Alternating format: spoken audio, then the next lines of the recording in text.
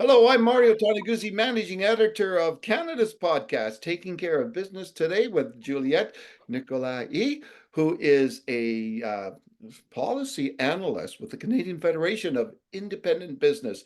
Thanks, Juliette, for joining us today. Thanks for inviting me, Mario. All right, let's talk a little bit about the temporary foreign worker program. The government is reviewing this at this time. From your perspective, the CFIB's perspective, why is this happening now? Like, why is a review taking place and necessary now? This review is necessary because the temporary foreign worker program at the moment works well for agribusinesses. They highly value it. They are satisfied with their temporary foreign workers. They are crucial to run their businesses. But of course, there is always room for improvement, and the government is looking at improving this program. So we are trying to raise awareness about agribusinesses and businesses in general opinion on the temporary foreign worker program at the moment. Okay, and what would the CFIBC like to see happen with this program? Our main recommendation on the temporary foreign worker program would be to allow business owners to share or transfer temporary foreign workers between farms or businesses, because sometimes they don't need like five temporary foreign workers. Five is too much, but four is too low. So it would allow to maximize the labor that they need without having bringing new immigrants in Canada. Now, when we're talking about this program, is it primarily something that is used in the agriculture industry, or are there other industries that take advantage of this program?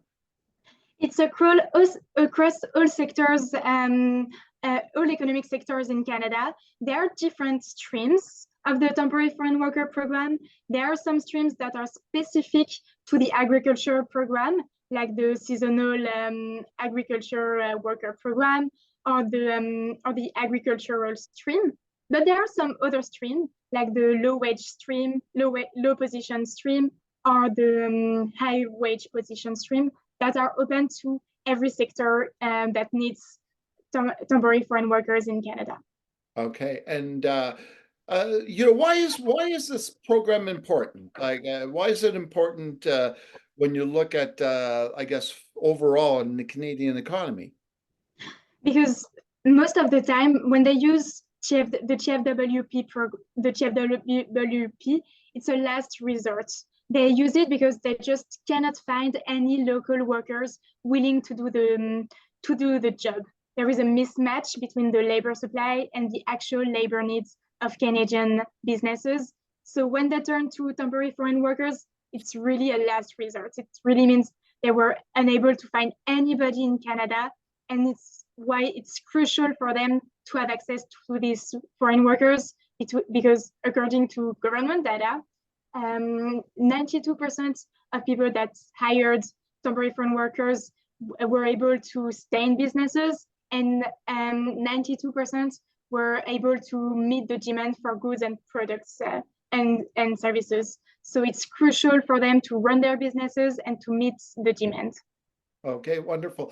Now, the only other thing I was going to ask you, Juliette, is, there's probably a lot of myths surrounding the, temporary workers. Can you talk a little bit about what are some of the biggest myths out there? Of course, there are quite a few myths around this program, and it's thank you for giving CFIB the opportunity to clarify them. First, a lot of people are saying that TFWs are mistreated. That's not true. TFW employers actually put on a lot of money and efforts that go way beyond just paying wages to bring these temporary foreign workers to Canada. They pay housing, they pay for transport, they cover a lot of expenses, and they actually highly value these temporary foreign workers, and they try to give the best work environment ever so that they come back the year after. And actually, the government does some regular inspections and on health and security, and 92% of employers have been found compliant. So we should not take a few bad apples for a generality. And other myth that we hear is that TFWs are not paid sufficient wages. That's not true either. Actually, 85% of TFWs are paid the same wage as Canadians for the same occupation. And also, Canadian businesses, they would like to raise wages. They're just not allowed to. At the moment, they have to stick to the wage level that was set in the contract, and they cannot raise the wage. That's why we are asking for the possibility to match wages if they are allowed, if the business owner has the financial capacity.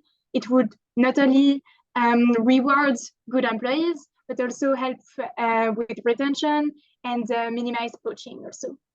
All right, wonderful. Well, thanks very much, Juliette, for joining us today. Thank you very much, Mario. And don't forget that TFW are crucial to our economy and food security. All right, excellent. That was Juliette Nicolaÿ, who is a policy analyst with the Canadian Federation of Independent Business. I'm Mario Toneguzzi, managing editor of Canada's podcast, Taking Care of Business. Thanks for joining us today.